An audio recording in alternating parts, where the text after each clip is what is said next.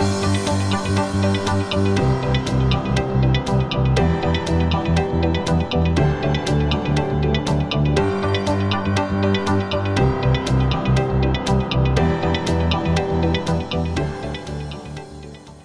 people of tomorrow, halo AMSA Indonesia, perkenalkan nama saya Jessica Valera Hindra, yang tahun ini diamanahkan menjadi Ambassador of Public Health for District for AMSA Indonesia 2022-2023. Dalam rangka memperingati World Tuberculosis Day 2023, AMSA Indonesia menghadirkan GO Talk Series 5, episode 5, dan pada kesempatan kali ini telah hadir bersama saya, Dr. Gigi Diah Eti Mustikawati, Master of Public Health dari Perhimpunan Ahli Kesehatan Kerja Indonesia. GeoTalk kali ini akan membahas mengenai free TB at workplace. Baik, selamat malam dokter.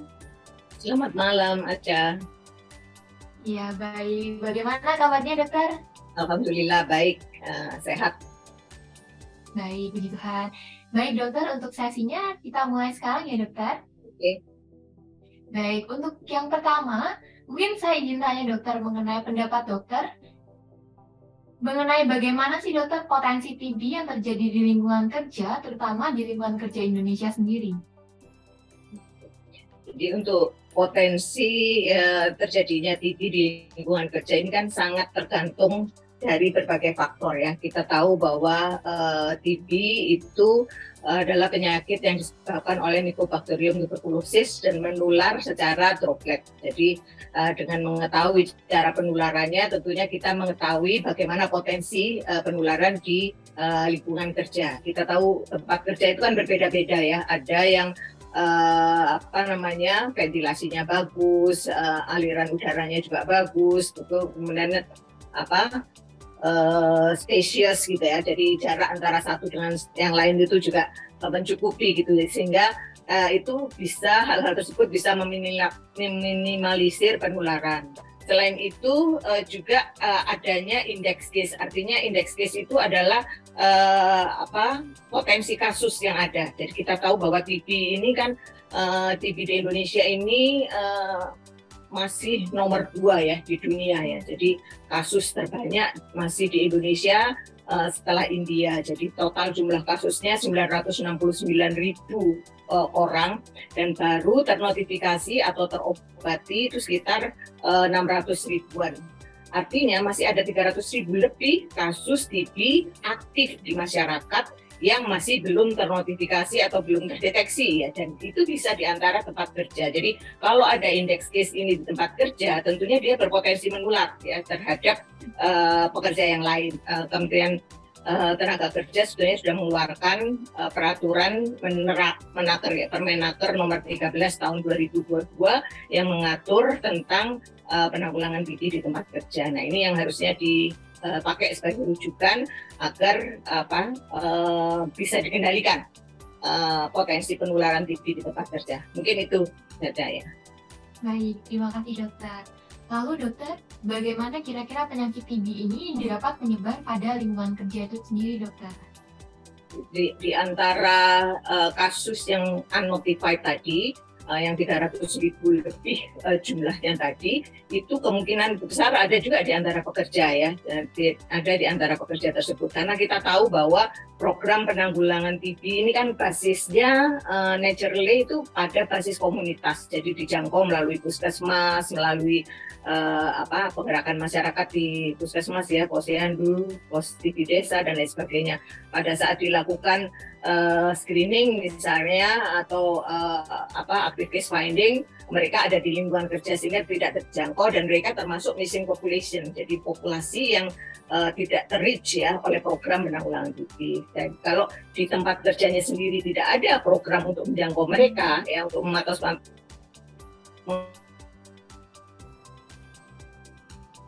ini dilakukan tempat kerja, kemudian dilakukan akses terhadap pengobatan, tentunya ini akan berpotensi menular.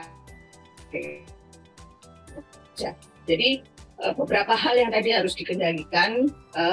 Pertama tentunya dia harus dilakukan screening secara teratur ya, untuk screening batuk, jadi screening gejala batuk 2 minggu Kemudian kalau perlu dilakukan koordinasi dengan puskesmas untuk melakukan active case finding di tempat kerja, dan kemudian dilakukan langkah-langkah untuk akses terhadap pengobatan kalau memang confirm dideteksi sebagai positif. Jadi tempat kerja harus berjejaring dengan dinas kesehatan dan puskesmas setempat untuk bisa mengakses layanannya. Jadi bisa sekarang sudah dikembangkan berbagai jejaring yang untuk memudahkan koordinasi dan kolaborasi penemuan dan tata laksana kasus TB di tempat kerja dengan berkolaborasi dengan jejaring Pemda setempat ya, dinas kesehatan setempat.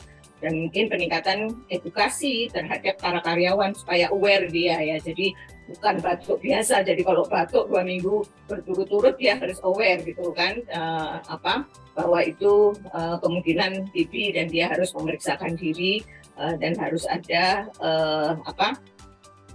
mungkin champion-champion yang dibuat ya di masing-masing perusahaan atau masing-masing tempat kerja itu untuk bisa melakukan pendampingan terhadap orang-orang yang berpotensi untuk menjadi index case ini.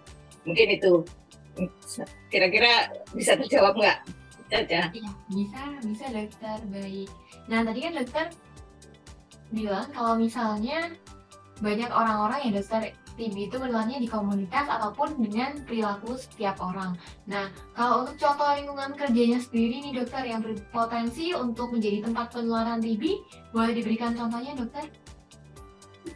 Jadi lingkungan kerja yang berpotensi itu adalah yang aliran udaranya tidak bagus. Jadi kalau TB ini sebenarnya hampir sama dengan COVID ya, karena kan sama-sama droplet ya. Jadi kalau ventilasi udaranya aliran udaranya tidak bagus, kalau ada kuman yang yang terpapar di situ, dia akan mudah ya, mudah ikut dengan aliran udara tersebut dan bisa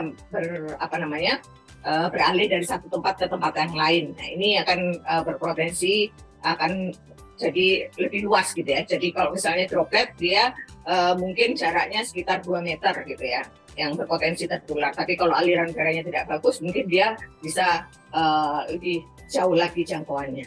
Kemudian ventilasi juga demikian. Jadi kalau sinar kurang, jadi TB ini sebetulnya kumannya tidak tahan lama dia kalau kena sinar matahari ya. Jadi kalau dia pengap udaranya ya dia bertahan lama dan dia berpotensi untuk dihirup oleh orang lain dan berpotensi untuk tertular. Tapi kalau dia terpapar terhadap paparan terhadap sinar matahari cukup exposure-nya cukup kuat, itu akan meminimalisir juga potensi penularan.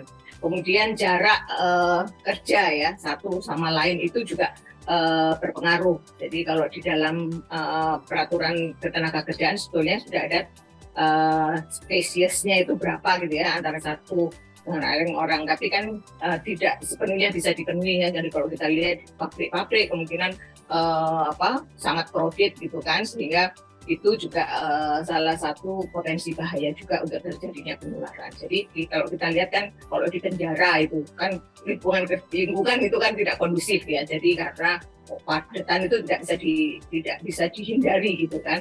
Nah, itu setiap kali ada incoming inmates itu selalu dilakukan screening.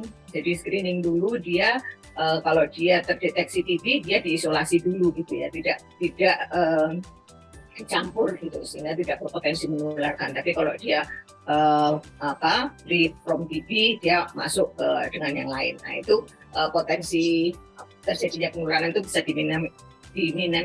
diminimalkan itu yang menjadi salah satu kunci juga gitu ya. Jadi kalau memang lingkungannya nggak kondusif, ya caranya yaitu tadi dia melakukan screening secara berkala supaya tidak menghadirkan index case di dalam lingkungan yang nggak kondusif tadi.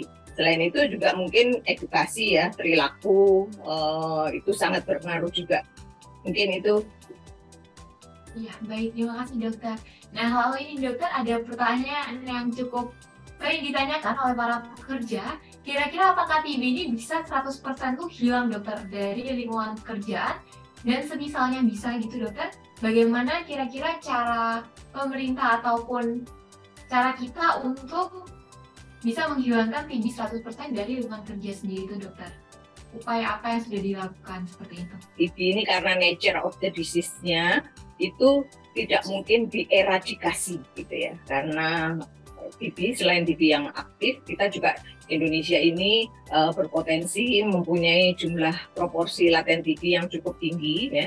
Laten TB itu adalah orang dengan kuman Mycobacterium tuberculosis dalam kondisi dorman, di mana pada suatu kondisi tertentu dia bisa reaktivasi gitu kan. Kalau dia daya tahan tubuhnya turun karena penyakit-penyakit tertentu, kemudian dia koinfeksi dengan DM, koinfeksi dengan berbagai penyakit lain, dia bisa timbul ya. Dengan HIV dia bisa timbul, bisa aktivasi lagi, sehingga tidak bisa terdeteksi kapan kuman yang dorman ini reaktif.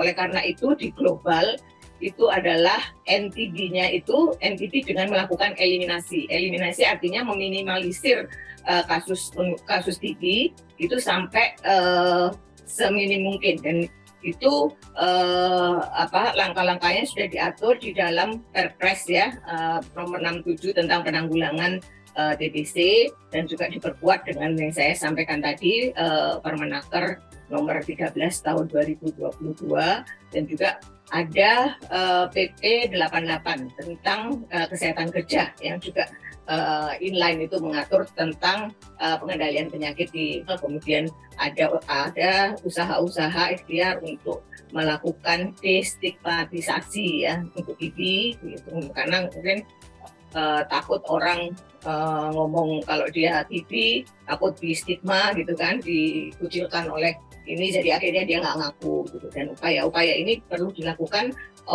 secara berkesinambungan oleh pengelola tempat kerja. Itu Caca. Baik, terima kasih dokter. Lalu boleh dokter yang terakhir diberi pesan nih dokter untuk masyarakat tentang pekerja dalam upaya mencegah dan juga memberantas TB di lingkungan kerja dokter. Jadi untuk pekerja ketahui ya, jadi ketahui dan cari tahu apa itu TB ya, apa itu tuberkulosis, bagaimana cara penularannya, dan bagaimana cara pencegahannya gitu kan, dan bagaimana untuk melindungi orang-orang di sekitarnya dari penularan TBC. Jadi termasuk faktor-faktor risikonya, karena salah satu faktor risikonya adalah perokok ya. Jadi merokok di tempat kerja ini juga harus dikendalikan juga kalau tidak ingin terjadi penularan TB di tempat kerja. Kemudian melakukan perilaku hidup bersih dan sehat yang baik, termasuk di dalamnya adalah etika batuk, mencuci tangan dengan sabun ya, menggunakan masker bila sedang sakit, itu harus dilakukan di tempat kerja. Kemudian mengetahui atau mengidentifikasi faktor risiko, jadi berkolaborasi dengan dinas kesehatan. Jadi mungkin itu bisa diusulkan ya oleh pekerja dalam rangka untuk menjamin haknya gitu ya untuk tidak tertular, bisa mengusulkan untuk kerjasama dengan dinas kesehatan agar mereka secara berkala dilakukan screening untuk TB ya. Apalagi sekarang juga sudah ada pengobatan untuk laten TB, jadi terapi preventif TB itu sudah ada TPT ya, jadi mungkin bisa dilakukan screening untuk laten TB-nya juga kalau bisa memungkinkan. Jadi banyak hal yang sebetulnya bisa dilakukan, dan juga membentuk kelompok-kelompok pendamping gitu ya, pendamping kalau ada kasus rekannya yang menderita TBC gitu, mereka bisa melakukan pendampingan sebagai kader pengawas minum obat, mengingatkan untuk teratur minum obat sampai mereka sembuh. Mungkin itu Caca. Baik, terima kasih dokter. Terima kasih sekali lagi untuk dokter Dia yang telah berkenan menjadi narasumber pada Geotalk kali ini. Terima kasih juga untuk teman-teman AMSA Indonesia yang telah menonton Geotalk pada series ini. Sampai jumpa di Geotalk seri-seri berikutnya. Viva AMSA!